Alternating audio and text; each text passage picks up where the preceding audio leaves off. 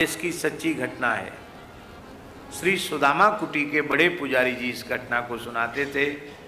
जिन संत के जीवन में यह घटना घटी वो उनके मित्र थे। बिहार का शरीर था, बहुत अकिंचन ब्राह्मण थे, निर्धन ब्राह्मण थे।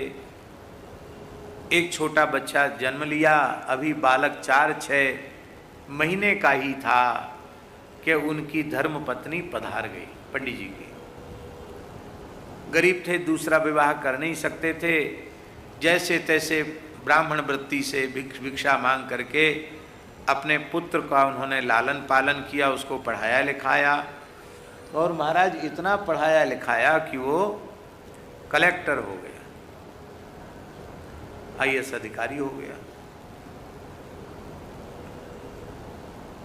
पिताजी ऐसे उसको पैसा भेज भेज कर पढ़ाया। अब उनका जब कलेक्टर हो गया और उसकी नियुक्ति पटना में हो गई तो पिता के मन में कितना हर्ष होगा कि मेरा बेटा कलेक्टर हो गया। तो पिताजी बेचारे बोले अब हमको सत्यनारायण कथा बांचने की, पूजा पत्री की और जजमानों से कुछ मांगने की अब आवश्यकता नहीं है। अब हमारा लड़का कलेक्टर हो गया, अब उसका शादी ब्याह करेंगे, अब तो जहाँ जहाँ उसकी नौकरी होगी वहीं रहेंगे, आराम से कलेक्टर के जिलाधीश के निवास में रहेंगे और वहीं खूब राम राम करेंगे। तो पंडित जी बेचारे सामान्य गृहस्थ व्यक्ति थे बाबा, आधी धोती पहने आधी धोती ओढ़े, एक प्लास्टिक के थैला में अपना कुछ थोड़ा बहुत पूजा पत्री का सामान रखे हुए पंडित जी वहां पहुंचे। तो लड़का जो था, रविवार का दिन था, अपने रैंक के जो अधिकारी थे उनके साथ बैठ करके कुर्सी पर, टेबल कुर्सी लगी थी, अब वो अपने बाहर बगीचा जैसा होता ना, वहाँ बैठ करके खाना पीना चल रहा था। खाना पीना मैंने कोई बढ़िया चीज़ खाना पीना नहीं, ऊट पटांग चीज़ जो नहीं खाना पीना चाहिए वो सब चल रहा था। इस दृश्य को देखकर पिता को बहुत कष्ट हुआ। बाहर से देख रहा था वो, तो उसने कहा कि मेरे पुत्र हैं जो कलेक्टर हैं, मैं मिलना चाहता हूं, उनको बोलो कि कोई आया है आपसे मिलना चाहता है। तो दरबार ने आकर के कहा कि आपके पिताजी बाहर खड़े हैं, आपसे मिलना चाहते हैं।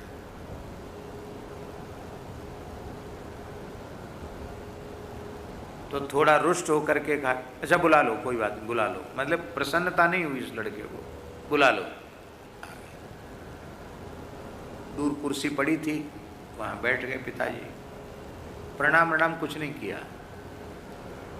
तो उस कलेक्टर के मित्रों ने कहा कि आपका परिचय, आपका परिचय। तो उसका लड़का जो कलेक्टर बन गया था वो बोला ये मेरे पिताजी के मित्र हैं। क्या कहा? पिता के लिए कहा ये मेरे पिताजी के मित्र हैं। क्यों? उसको लगा कि ऐसी फटी पुरानी सी धोती पहने हुए, आधी पहने आधी ओढ़े, और इतने गरीब व्यक्ति को मैं कलेक्टर हूं अपना बाप कैसे कहूं। तो क्या कहा कि ये मेरे पिताजी के मित्र हैं, हमारे गांव के हैं और हमारे पिताजी के मित्र हैं।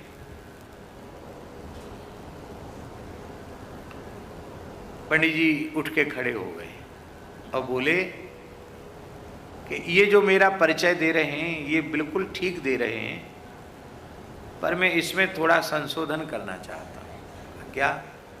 बोले मैं इसके पिताजी का मित्र नहीं, मैं इसकी माताजी का मित्र था। ध्यान में आई बात?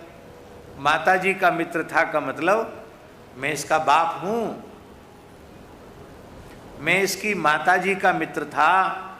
वो तो बेचारी गांव की भोली भाली ब्राह्मणी, बहुत बेचारी ने सेवा की, कम अवस्था में चल बसी, और मैंने कैसे कैसे कष्ट झेल कर इस दुष्ट को पढ़ाया लिखाया और ये इतना बड़ा अधिकारी ऑफिसर बन गया कि अपने बाप को बाप नहीं कहना चाहता है। बहुत अच्छा किया बेटा, बहुत बढ़िया, तुमने बहुत बढ़िया किया, हमारी आंख खोल दी, नहीं तो इसी मोह माया में मेरा मानव जन्म और ब्राह्मण कुल में जन्म व्यर्थ हो जाता। बस इतना मैं कहूँगा, क्योंकि तेरे इस शरीर का मैं पिता हूँ, इसलिए इतना कहूँगा, जिस रास्ते पर तू चल रहा है वो घोर नरकों का रास्ता है, वो कल्याण का मार्ग नहीं है। ऐसा कहकर वो पटना से पैदल चले, जैसे तैसे एक तरफ का किराया जुटा के आए थे।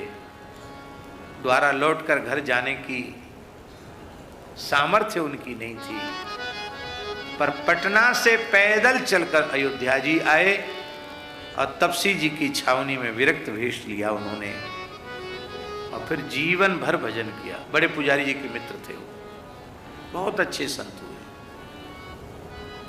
ये घटना हम इसलिए निवेदन कर रहे हैं कि संसार ऐसा है जो अपने पिता को पिता नहीं कहना चाहता, और भगवान श्री राम अयोध्या में बंदर भालुओं को कहते कि ये मेरे सखा हैं।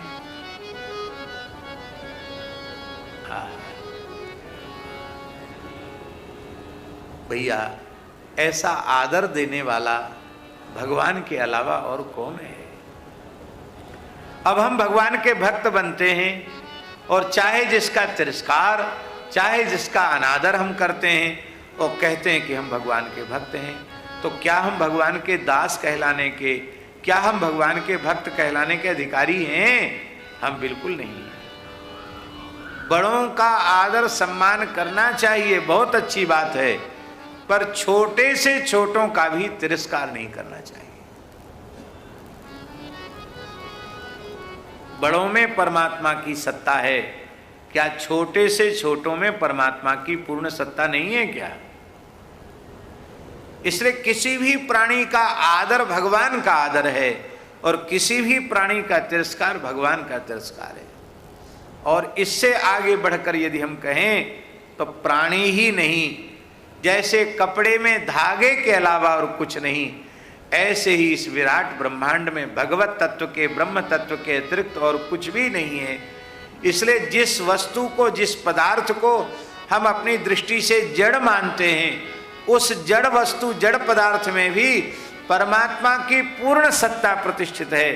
इसलिए किसी अचेतन जड़ पदार्थ का तिरस्कार करना वो भी भगवान का तिरस्कार है। जो सच्चा भक्त होता है वो कभी किसी का तिरस्कार नहीं करता, सबका आदर करता है।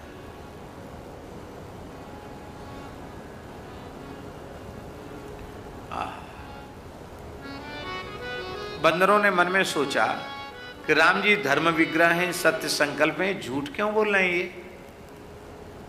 अरे हमने लंका विजय की, किम तस्य शत्रु हनने कपयस सहाया। हाँ, ये हो सकता है राम जी की कृपा से हम लोग नहीं मरे, कम मरे, और एक एक राक्षस पर 100 50 बंदर टूट पड़े तो बेचारा क्या करेगा? तो हमने 100-200 ने मिलजुल कर यदि किसी एक राक्षस को मार डाला तो एक बहुत बड़ी बात तो नहीं हुई। बड़े बड़े जो राक्षस हैं, अतिकाय, अकंपन, महोदर, पार्श्व, देवांतक, नरांतक आदि, उनको तो प्रभु ने ही संहार, उनको तो उनका संहार तो श्री राम लक्ष्मण ने ही किया। फिर भगवान लंका विजय का श्रेय हमको क्यों दे रहे हैं? बंदरों के मन में आया, और जब उनके मन में आया तो राम जी ने, उनके अंतर्यामी है ही है, उनके मन की जान ली। बोले इसमें भी हमारी कोई विशेषता नहीं। यदि तुम ये कहते हो कि छोटे मोटे राक्षसों को हमने मिलजुल कर मौत के घाट उतार दिया, मार दिया, और बड़े राक्षसों का संहार हमने किया, तो हमने कुछ नहीं किया। फिर रावण, कुंभकर्ण, मेघनाद, देवांतक, नरांतक, अतिकाय, अकंपन, ये सब मरे कैसे? क्या शिक्षा दे रहे हैं भगवान? किम तस्य शत्रुहनने कपयः सहाया। इसी की व्याख्या हो रही है। भगवान शिक्षा दे रहे हैं, बढ़िया से बढ़िया काम करो राष्ट्र में, समाज में, संसार में, पर स्वयं श्रेय मत लो। श्रेय भगवान को दो, ईश्वर को दो, परमात्मा को दो, अपने गुरुओं को दो, अपने पूर्वजों को, ऋषि मुनि महात्माओं को श्रेय दो। तुम स्वयं श्रेय लोगे तो कर्तापने का अहंकार तुम्हारे सेवा के सुकृत को चाट जाएगा। अहंकार मत करो, यही एकमात्र उपाय है। भारतवर्ष में बहुत से बड़े बड़े काम इसलिए अब तक नहीं हुए कि श्रेय लेने के लालची लोगों ने उन कामों को होने नहीं दिया। उनको लगता कहीं ये श्रेय न ले जाएं इस काम का। पर ये श्रेय लेने की लड़ाई, इस श्रेय लेने की लड़ाई ने केवल नुकसान पहुंचाया धर्म को। बहुत दुख और बड़े कष्ट के साथ कहना पड़ रहा है, गोवध का पाप भी भारत की धरती पर इसीलिए हो रहा है क्योंकि इसमें भी श्रेय लेने की लड़ाई चल रही है। आज से नहीं, जब से ये आंदोलन चला है तब से। अमुक पार्टी श्रेय न ले जाए, अमुक संस्था श्रेय न ले जाए, अमुक दल श्रेय न ले जाए।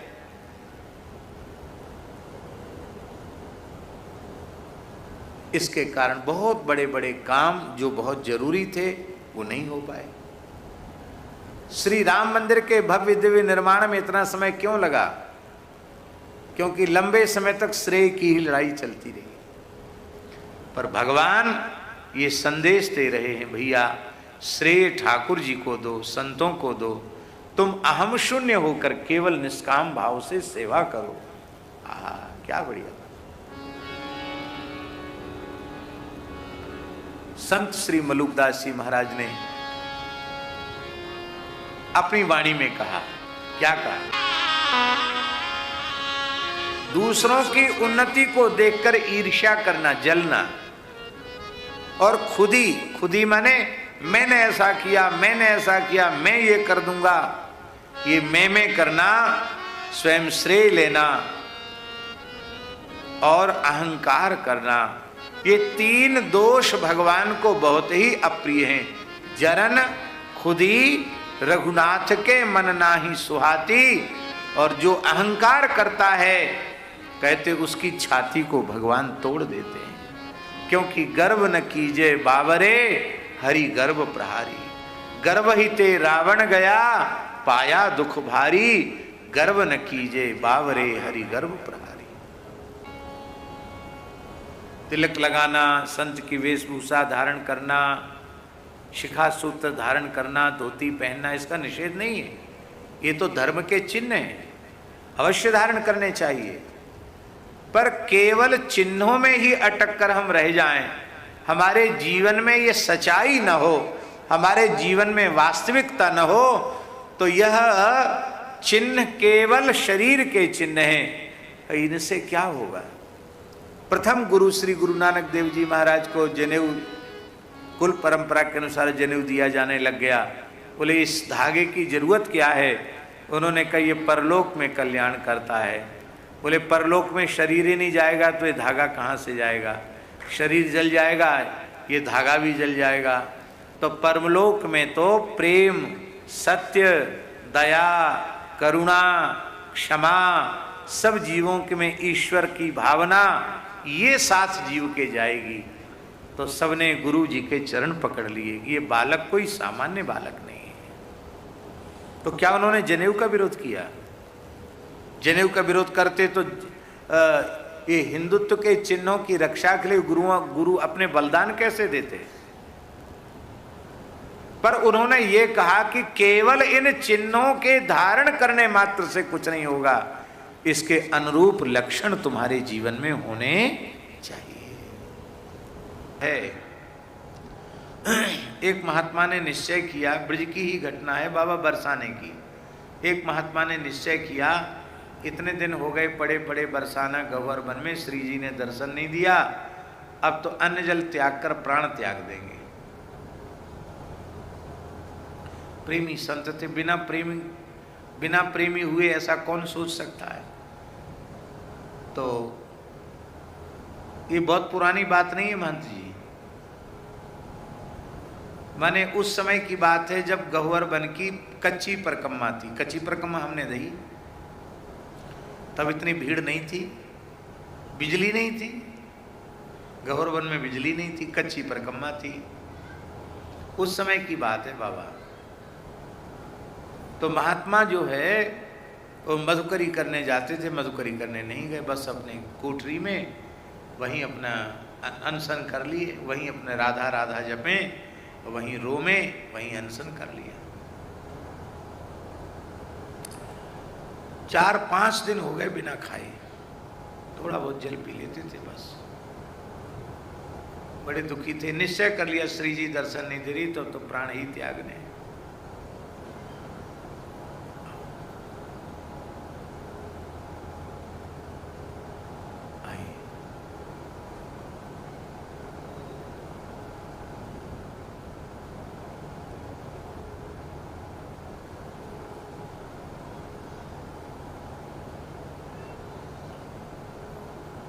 वहीं से प्रणाम। जय।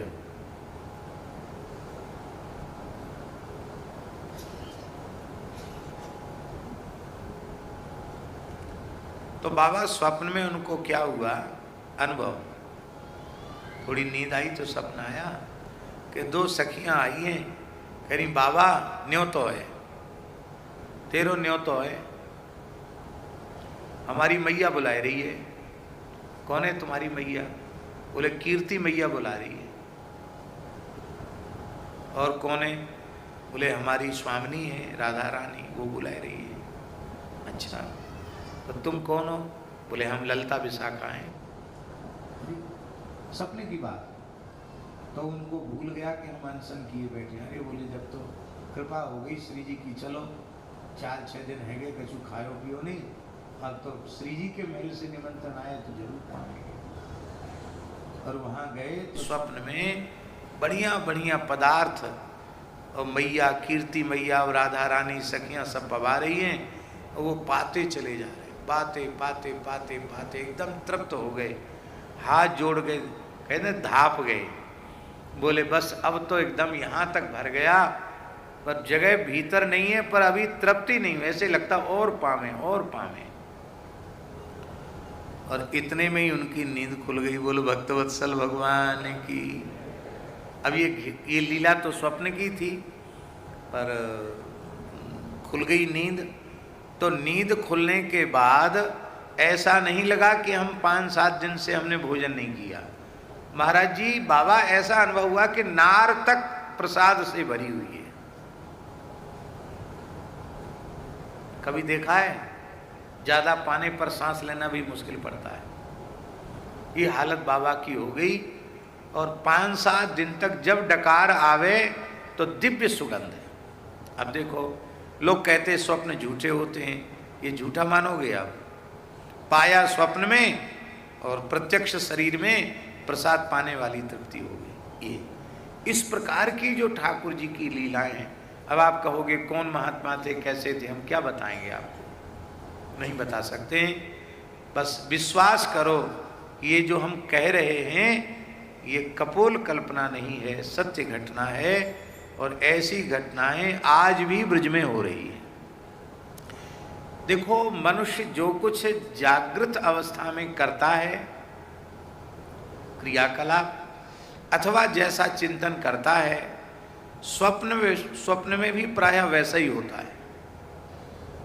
ऐसा कई बार हो जाता है, हमको भी कई बार हो जाता है। कथा पीछे रह जाती है सप्ताह कथा में, तो बड़ी चिंता होती, करे आज 3रा दिन हो गया और हम तो 3रे स्कंद तक ही बड़ी मुश्किल से पहुंच पाए। अब कल 4था दिन है, भगवान का जन्म होगा, और यदि 4थे दिन जन्म नहीं करेंगे तो आगे तो ठाकुर जी की लीला तो स्पर्श ही नहीं कर पाएंगे। तो बड़ी चिंता कई बार हो जाती, करे कैसा प्रमादी स्वभाव है।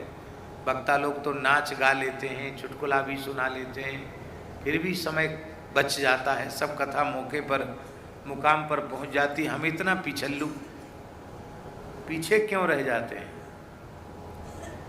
अब सो गए अब सपने में चौथे स्कंद से कथा शुरू कर दी। करते करते करते खूब तेजी से कथा कही। बोले आप पोथी नहीं खोलेंगे, पोथी में कहीं न कहीं अटक जाते हैं। जिस श्लोक का दर्शन हो गया उसमें रस आ गया, उसी में डट गए। तो अब कथा कहना शुरू की, चौथे स्कंद से लेके और नंदस्त्वात्मज उत्पन्ने जाता ह्लादो महामना आहूय विप्रान वेदज्ञान स्नात सुश्रीलंकृता। इतनी प्रसन्नता हुई, नंदोत्सव का श्लोक आया, अरे देखो ठाकुर जी ने पार लगा दिया। जैसी जगह, अरे भैया ये तो सपने की कथा थी। सपने की कथा से मंच पे काम तो नहीं चलेगा, मंच पे तो भले ही कैसे भी हो चौथे दिन से, चौथे स्कंद से ही कथा कहनी पड़ेगी। तो कई बार ऐसा हो जाता है कि चौथे दिन वाली कथा 7-7, 8-8 घंटे तक की हो जाती। कई बार एक बैठक में 6 घंटे 7 घंटे तक की कथा हो जाती। हम लोग बद्रीनाथ में थे, पूज्य गोरीलाल कुंज वाले महाराज जी थे। कथा शुरू हुई बाबा, एक आसन से 10.5 घंटे कथा, और आरती होते होते 11 बज गए। आश्चर्य की बात यह है कि हम तो एक आसन से बैठे ही रहे, श्रोता भी बैठे रह गए, संत भी बैठे रह गए। ये बड़ी विलक्षण बात हुई, शायद इतनी लंबी बैठक कभी नहीं भई होगी। उसके बाद तो जैसे कोई आवेश शरीर से उतर जाए, और उसके बाद फिर दिन में तो कुछ पाया ही नहीं था, फिर रात्रि में भी कुछ भी नहीं लिया, बस कथा की नशा में सो गए। पूज्य गोरीलाल कुंज वाले महाराज जी भी पूरे कई साल पुरानी बात है, वो भी महाराज पूरे समय बैठे रहे, एक मिनट के लिए उठ के नहीं गए कहीं। ऐसा होता है। तो ये कोई विशेषता कि आप भी ऐसा करो। जो कारीगरी का काम करते हैं वे सपने में कन्नी चलाते होंगे, जो दुकान में काम करते हैं वो तराजू लेके तौलते होंगे, और जो दिन भर माला जपते हैं वो रात्रि को सपने में माला फेरते होंगे। आप दिन भर जो करेंगे, दिन में आपका जो चिंतन होगा, जैसा क्रियाकलाप होगा, उसी प्रकार के आपके स्वप्न होंगे। तो मनुष्य की दिन भर की गतिविधि, उसकी चित्त की स्थिति, या तो रात्रि काल में वो अपनी पत्नी से बातचीत करता है तब पता चलता है, अपने घर में व्यवहार करता है तब पता चलता है, या फिर उसे स्वप्न के द्वारा पता चलता है कि इसकी चित्त की अवस्था सात्विक है कि राजस है कि तामस है, कैसी है, अथवा गुणातीत है, ये तब पता चलता है। तो भगवान श्री राम छद्म वेश में स्वयं पधारे, और एक किसी प्रजा के व्यक्ति के द्वारा राम जी ने सुना। उस व्यक्ति की स्त्री अपने पति के अत्यंत दुष्ट व्यवहार के कारण, क्रूर व्यवहार के कारण त्रस्त होकर कहीं चली गई थी। ऐसा होता है ना, जब आदमी के ज्यादा ही पीछे कोई पड़ जाए तो भैया प्राण तो बचे। तो कहीं चली गई बेचारी परेशान होके। 2-3 दिन के बाद आई तो वह उसको पीट रहा था और कह रहा था, नाहम विभर्मि त्वाम दुष्टाम असतीम परवेश्मगाम स्त्री लोभी बिभ्रियात सीताम रामो नाहम भजे पुनः। तू घर छोड़ के चली गई, कुलटा है, दुष्टा है, असती है, पता नहीं किसके घर में रही होगी, और अब मैं तुझे अपने पास नहीं रख सकता। कैसे? बेले जैसे स्त्री के लोभी राम जी ने 1 वर्ष रावण के यहाँ रही हुई सीता जी को अपने पास फिर से रख लिया। ये दूत ने नहीं सुना है, शुक रामायण के अनुसार राम जी ने स्वयं सुना। इसके बारे में कल हम विस्तृत चर्चा कर चुके हैं, इसलिए और अब उसकी पुनः चर्चा नहीं करनी है कि इस लीला में क्या रहस्य है, इसकी हमने कल चर्चा की थी। प्रेम की सर्वोच्च दशा प्रकट हो रही है, और प्रकट लीला में राजधर्म का पालन कितना कठोर है। सच्चा राजा वही है जो बहुमत अल्पमत नहीं, यदि उसकी प्रजा का एक व्यक्ति भी कुछ अट्टपट्ट बोल रहा है तो उसका पूर्ण समाधान करना ये राजा का कर्तव्य है। दूसरा कोई होता तो कोई न कोई जांच भेज करके उसको बंधवा करके या तो भीतर करा देता या उठा पटक करता, खाल खिंचवा देता। पर श्री राम जी दुखी हो गए कि अभी तो कुछ नहीं, ऐसी बातें और आगे बढ़ेगी तो श्री जानकी जी का जो पवित्रतम दिव्यतम चरित्र है वो धूमिल नहीं होना चाहिए। क्योंकि तीय चढ़ी हई पतिव्रत असी धारा श्री जानकी जी का स्वरूप हुआ है, जिनका स्मरण करके भारतीय नारियां पातिव्रत धर्म पालन रूपी खड्ग की धारा पर चलेंगी, तलवार की धारा पर चलेंगी। ऐसी श्री किशोरी जी हैं तो उनका स्वरूप तो जगत में प्रकाशित होना ही चाहिए। तो राम जी को कोई संदेह नहीं है। अग्नि और ब्रह्मादि देवता स्वयं सीता जी को परम विशुद्धा हैं, ऐसा प्रमाणित कर चुके हैं। राम जी को कोई संदेह नहीं है। पर प्रजा में इस प्रकार की चर्चा न चले, लोग जानकी जी के स्वरूप को समझें। और बिल्कुल सही बात है, ये लीला न होती तो भारतीय नारी का सर्वोच्च आदर्श क्या है ये पूरे विश्व के इतिहास में छिपा ही रह जाता है। आज माताएं अपनी छाती पर हाथ धर के पूछें अपने आप से कि ऐसा व्यवहार अपने साथ उनका पति करे तो क्या उनके हृदय में पति के प्रति श्रद्धा रहेगी?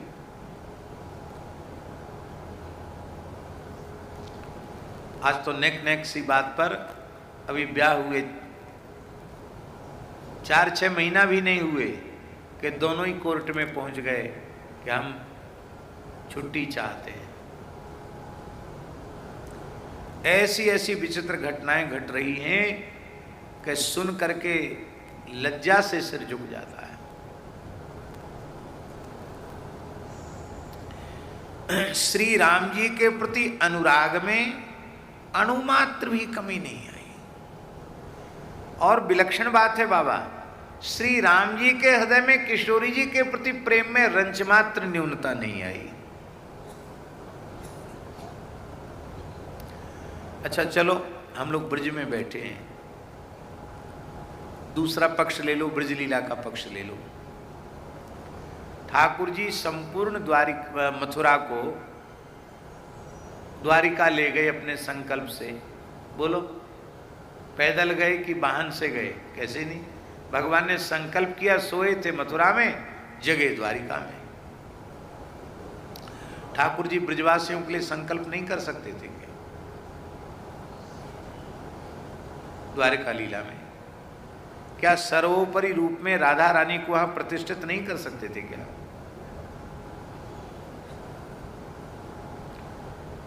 नित्य विहार नित्य लीला में तो विक्षेप है ही नहीं, वियोग है ही नहीं। लेकिन प्रकट लीला में इतने लंबे समय तक, लगभग 100 वर्ष तक भगवान विराजे और 100 वर्ष तक प्रिया जी को लाल जी का वियोग, लाल जी को प्रिया जी के वियोग का अनुभव करना पड़ा। इसकी आवश्यकता क्या थी? सभी ब्रजवासियों को ही वहां ले जाते, न ले जाते तो कम से कम श्री जी को तो ले ही जाते। कोई कुछ कहता क्या भगवान से? पर प्रेम का विशुद्धतम स्वरूप क्या है, ये कैसे प्रकट होता है? स्वर्ण की द्वारिका है, ब्रह्मादि देवता भगवान का स्तवन कर रहे हैं। क्या अद्भुत ऐश्वर्य है भगवान का द्वारिका में। महाराज जी, द्वारिका में ऐश्वर्य की बात जाने दीजिए। द्वारिका द्वारिका नगरी नहीं, पुरी नहीं, साक्षात वैकुंठ हो गया है। साक्षात वैकुंठ है द्वारिका। जो वैकुंठ में भगवान का वैभव है, वही वैभव भगवान का द्वारिका में है। साक्षात महालक्ष्मी भगवती रुक्मिणी के रूप में प्रकट हुई है।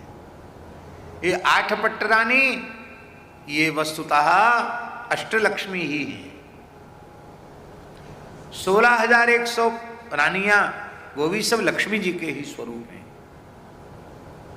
भगवान का अखंड विलास है, बड़ा दिव्य ऐश्वर्य है द्वारिका में। पर प्रेम कैसे प्रकट होगा? उस सोने की नगरी द्वारिका में रहकर भी ठाकुर जी ब्रज की याद करके रोते हैं, नंद बाबा यशोदा मैया की याद करके रोते हैं, सखियों की याद करके रोते हैं, ग्वाल वालों की याद करके रोते हैं, राधा रानी की याद करके रोते हैं।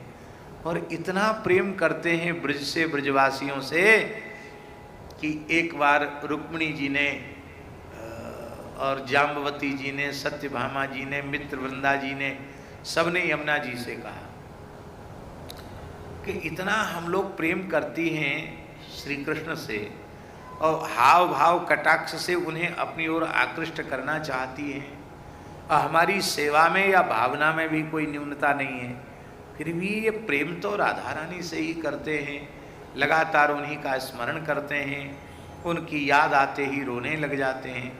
तो ऐसा ब्रज में क्या है, ब्रज लीला में ऐसा क्या है? तो यमुना जी ने कहा कि ये दूसरा तो कोई वर्णन नहीं कर सकता, पर रोहिणी माता का ये सौभाग्य है कि उन्होंने ब्रजवास करते हुए संपूर्ण ब्रजलीला का दर्शन किया है। या तो दर्शन किया और जो नहीं देखा वो सुना है। तो ब्रजलीला के रस को रोहिणी माता जानती हैं। यदि रोहिणी माता ब्रजलीला का वर्णन करें तो तुम लोगों को कुछ संकेत मिल सकता है कि ब्रजवासियों का प्रेम कैसा है, ब्रज का प्रेम कैसा है, प्रिया प्रीतम का परस्पर का प्रेम कैसा है। प्रार्थना की रोहिणी माता से, बलदाऊ जी की मैया से। रोहिणी मैया बोली कि तुम्हारा प्रस्ताव बहुत खतरनाक है। क्यों? बोले हम लीला का वर्णन तो करेंगी, पर ठाकुर कृष्ण बलदेव सहन नहीं कर पाएंगे उसको। वो इतना महाभाव जग जाएगा कि कुछ न कुछ अनर्थ हो सकता है। तो बोले उनको आने नहीं देंगे, ऐसे पंडाल बना के कथा नहीं करवाएंगे। महल में आप बैठ जाना और वहाँ किसी पुरुष मात्र का प्रवेश वर्जित होगा, केवल हम सब श्री कृष्ण की रानी पटरानी ही रहेंगी और आप कथा कहना। वो ठाकुर जी आए तो सुभद्रा जी बोली कोई बात नहीं, इतने सबकी इच्छा पूरी हो रही हमारी भाभियों की, तो इतनी सेवा हम कर देंगी, हम दरवाजे पर खड़ी हो जाएंगी, खबरदार मत घुसना इसके भीतर। न दाऊ जी को घुसने देंगी न श्री कृष्ण को घुसने देंगी। सुभद्रा जी दोनों की लाडली है, श्री कृष्ण की भी, दाऊ दादा की भी, सबसे छोटी है सुभद्रा जी। हाँ, सुभद्रा जी रोक सकती, और तो किसी द्वारपाल में शक्ति नहीं है। सुभद्रा जी खड़ी हो गई और लीला वर्णन करते करते रोहिणी माता भावाविष्ट हो गई।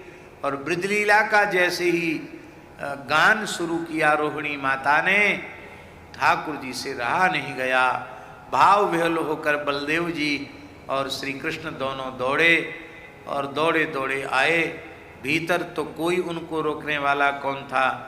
अन्य ड्योढ़ियों में तो किसी द्वारपाल को रोकने की हिम्मत हुई नहीं, पर प्रधान ड्योढ़ी पर सुभद्रा जी खड़ी थी।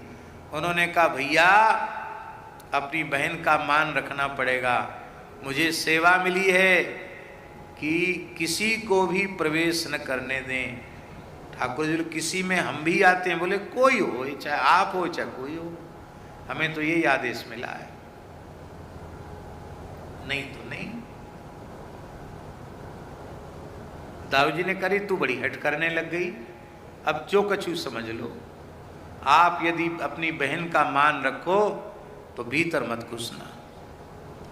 तो बलदेव जी और भगवान द्वारिकाधीश श्री कृष्ण दोनों वहीं सीढ़ी पर बैठ गए और रोहिणी मैया को भावावेश हो गया। वो उच्च स्वर से ब्रजलीला गाने लगी, अपने ही ब्रज की रसमयी परम निष्काम प्रेम की लीला का श्रवण करके श्री ठाकुर जी गलने लगे। उनका श्रीअंग विगलित होने लगा, श्री बलभद्र जी का श्रीअंग विगलित होने लगा, और उनको देख करके सुभद्रा जी का भी श्रीअंग विगलित होने लगा। और इन तीनों की दशा देखकर भगवान का सुदर्शन चक्र जो गोल गोल है वो भी गल करके लंबा लंबा खंभे जैसा हो गया। और फिर लीला का गान बंद करवाया गया।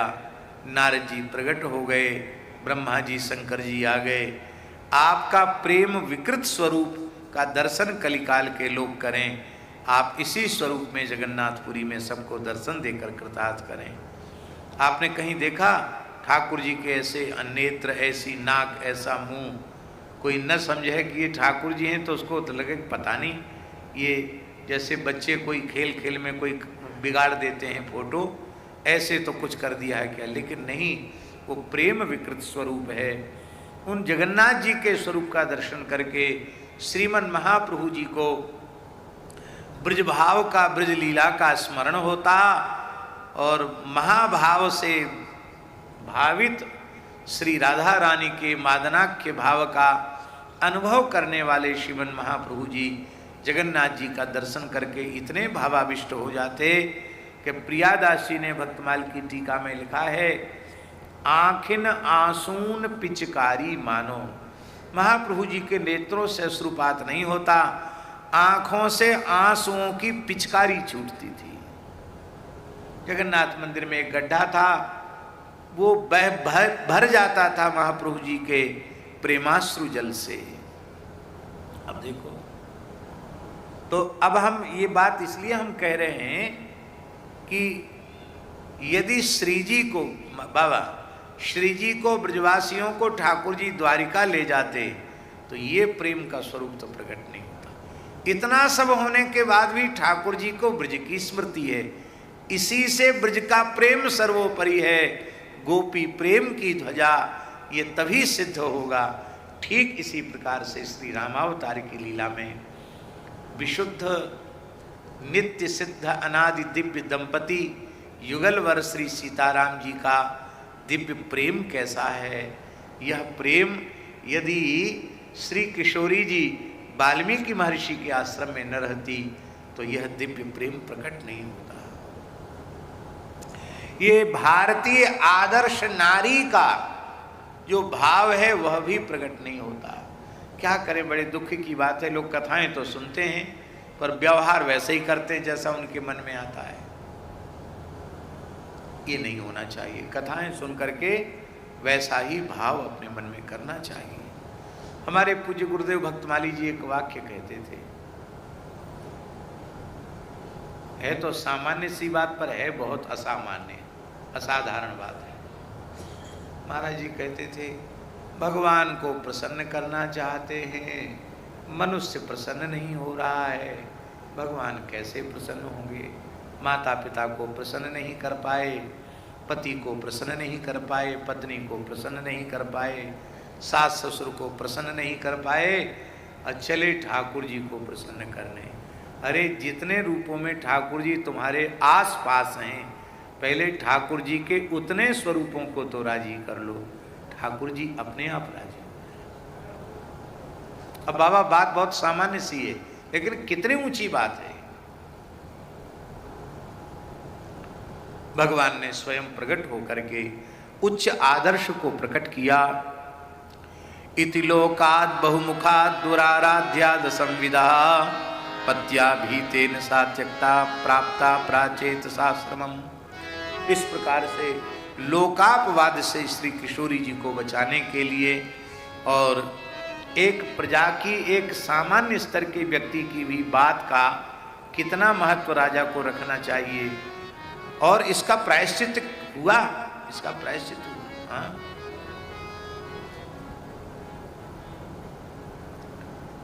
राम जी का स्वरूप वो तो त्रिभुवन में प्रतिष्ठित हो गया था, लेकिन श्री किशोरी जी का स्वरूप अभी भी छिपा हुआ था। वो जो द्वितीय निवास हुआ है वाल्मीकि आश्रम में, उससे किशोरी जी का स्वरूप इतना उच्च कोटि के आदर्श की पराकाष्ठा के ऊपर प्रतिष्ठित हुआ कि श्री रघुनाथ जी भी थोड़े से 2-4 सीढ़ी नीचे रह गए, ऐसा समझ लिए। इसमें ठाकुर जी की निर्दयता नहीं है, इसमें ठाकुर जी का अद्भुत भाव है।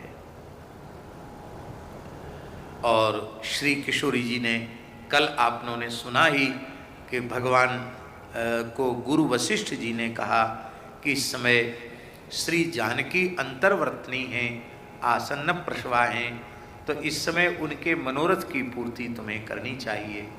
भगवान ने पूछा, वैदेही तुम्हारे मन में कोई बात है? बोले हाँ मेरे मन में है। वनवास के काल में ऋषि पत्नियों ने हमको कितना वात्सल्य दिया, कितना प्यार दिया, पर हम वनवास में थे, आप वनवास की परिस्थिति में थे, उनकी कोई सेवा शुश्रूषा हम नहीं कर पाए। हमारे मन में उस समय भी आता था इन ऋषि पत्नियों को सुंदर आभूषण दूं, रेशमी वस्त्र दूं, ऋषि कुमारों को सुंदर सुंदर वस्त्राभूषण दूं, और इनके इस आश्रम में वेद विद्यालय या गौशाला में कुछ काम बकाया हो तो उसे करवाऊं। भाई राजा का क्या कर्तव्य है? यही सब कर्तव्य है राजा का।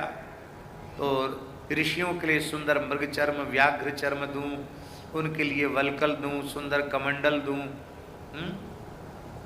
तो इनके आश्रम में रहकर इनकी सेवा का भाव हमारे मन में है। तो मैं अपने प्रसव का काल महर्षि वाल्मीकि महर्षि के आश्रम में ही व्यतीत करना चाहती हूँ, क्योंकि वे आपके पूज्य पिताजी के चक्रवर्ती महाराज दशरथ जी के भी परम अंतरंग सखा, और मेरे पिता श्री जनक महाराज के भी वो परम अंतरंग सखा। आप समझ में आई बात, ध्यान में आई बात? यदि अयोध्या के पक्ष से देखें तो मैं अपने धर्म ससुर के यहाँ, क्योंकि दशरथ जी के मित्र हैं, इसलिए मैं अपने धर्म ससुर के यहाँ हूँ। और यदि मिथिला के भाव से देखें तो मैं अपने पिता के घर में, अपने मायके में हूँ। ये भाव श्री रघुनाथ जी ने प्रसन्नता पूर्वक स्वीकार किया। और उसके बाद ये घटना घट गई। जानकी जी तैयारी कर रही थी तो ये घटना और उसमें घट गई। तो मूल में जो ये घटना है इसका प्रचार अधिक हो गया, मूल बात जो थी वो छिप गई। और यहाँ संक्षिप्त चरित्र है, इसलिए श्री सुखदेव जी महाराज वर्णन कर रहे हैं। अंतर्वत्न्यागते काले यमौसा सुसुवे सुतौ कुशोलभ इति ख्यातो तयोश्चक्रे क्रिया मुनि। एक बात और हम कह दें,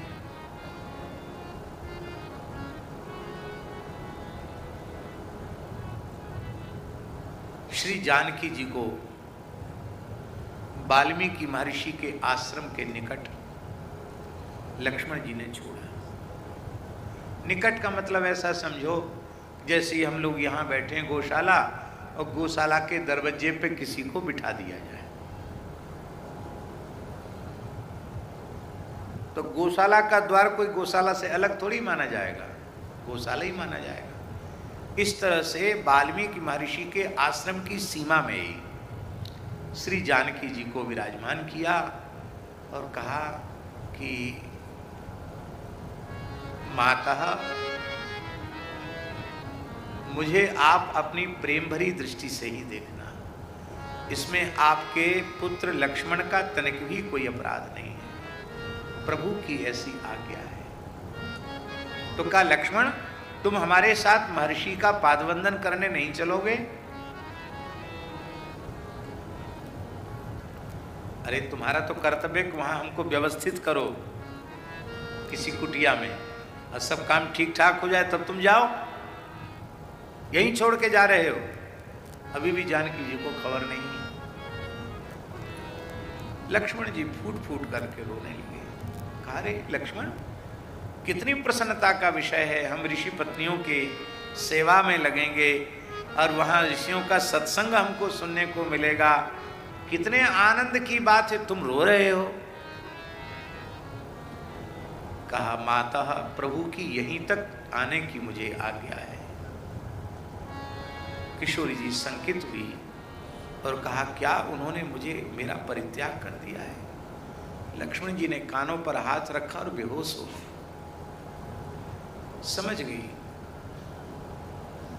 कहा रघुवंश का तेज मेरे गर्भ में पोषित पालित हो रहा है। लक्ष्मण, इस अवस्था में एक बार मेरी ओर देखो तो सही, मेरी क्या क्या हालत है, मेरी क्या दशा है। उस समय श्री लक्ष्मण जी ने कहा, माता, मैंने आज तक आपके चरणों से ऊपर दृष्टि उठाई ही नहीं है।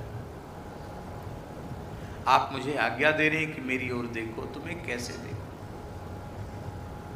इस समय मेरे प्रभु निकट नहीं है और इस निर्जन वन में केवल आप हैं और मैं हूं। मैंने आज तक चरणों से ऊपर दृष्टि उठाई नहीं, तो इस अवस्था में मैं अपनी दृष्टि को ऊपर कैसे उठाऊं?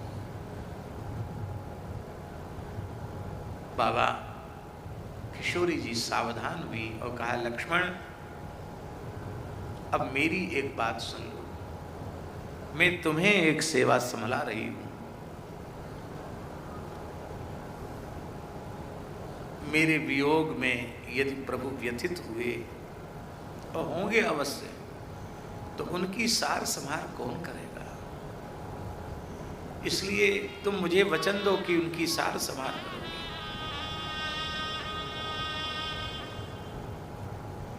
कहीं मेरे वियोग में व्यथित होकर के वो अपने आन्निक कृत्य न छोड़ दे, संध्योपासन छोड़ देंगे, अग्निहोत्र छोड़ देंगे, दरबार में जाना छोड़ देंगे तो और अधिक निंदा होगी, फिर आदर्श चरित्र की स्थापना नहीं होगी।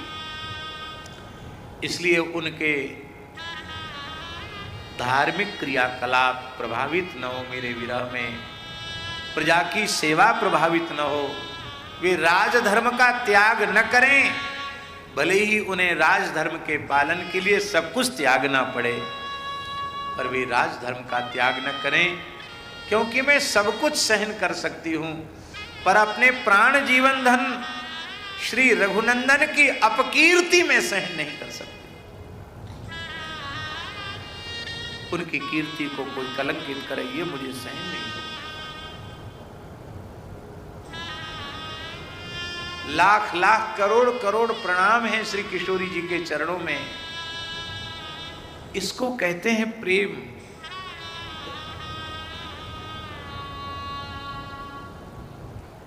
एक बार भी तो कुछ कह सकती थी राम जी के लिए अट्टपट, लेकिन अपनी चिंता न होकर उनकी अपकीर्ति न हो जाए, इसकी बड़ी चिंता है।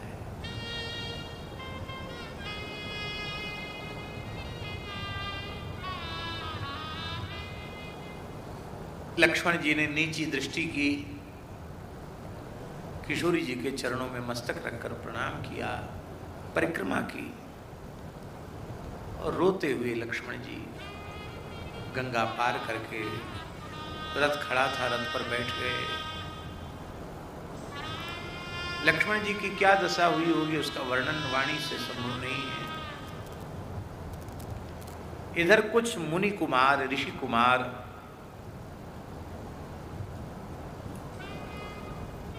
खेलते हुए वहां आश्रम की सीमा में पहुंचे थे, तो उन्होंने देखा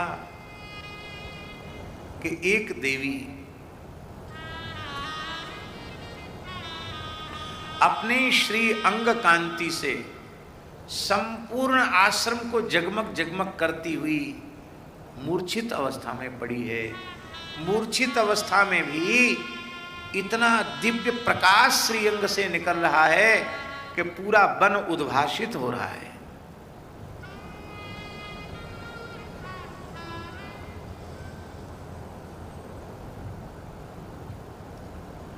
हंस हंसनी हृदयों में लगे हुए कमल नाल के सहित तोड़कर उनके जल का सिंचन कर रहे हैं। पक्षी अपने पंखों से छाया कर रहे हैं।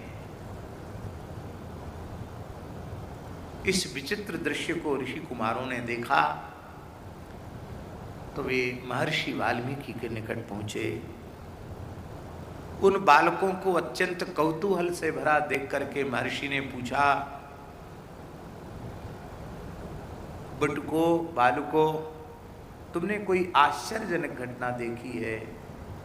बालकों ने सारा वर्णन किया। और ये वही क्षण है जब महर्षि के मुख से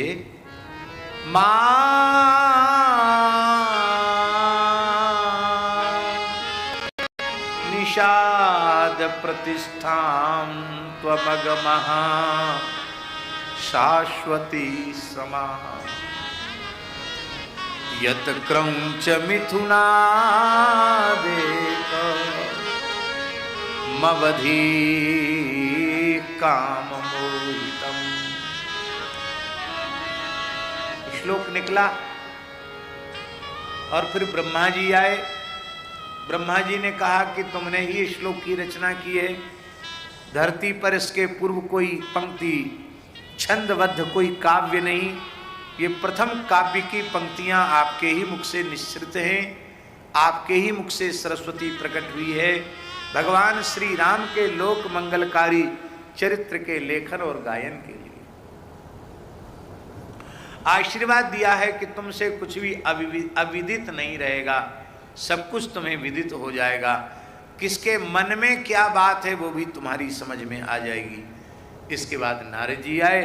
नारद जी ने ओम तपस्वाध्याय निरतम से लेकर और जलच्च शूद्रोपि महत्वमीयात यहाँ तक संपूर्ण मूल रामायण का वर्णन किया। यहाँ तक का काम हो चुका था।